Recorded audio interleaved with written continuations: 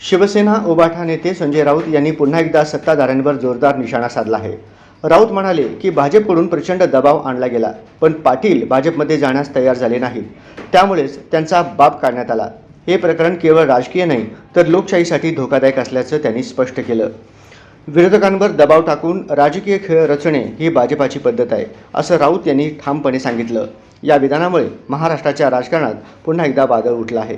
आतापर्यंत देवेंद्र फडणवीसांनी या व्यक्तीला 12 ते 13 वेळा समज दिली आहे, असं वृत्त मी वाचलं. 12 ते 13 वेळा समज देऊन जो माणूस ऐकत नसेल याचा अर्थ तुमचा त्याला पाठिंबा आहे बोलण्यासाठी.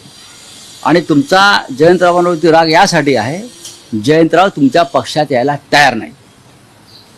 जयंतराव त्यांच्या पक्षात जायला तयार नाहीत, इतका दबाव आणून सुद्धा त्याच्यामुळे हा त्यांचा बाप काढण्याचा उद्योग. आधी राजाराम बापू पाटलांचं कार्य समजून घ्या आणि मग यांच्या बापजाद्याने काय केलं यांच्या पक्षात हे कळेल.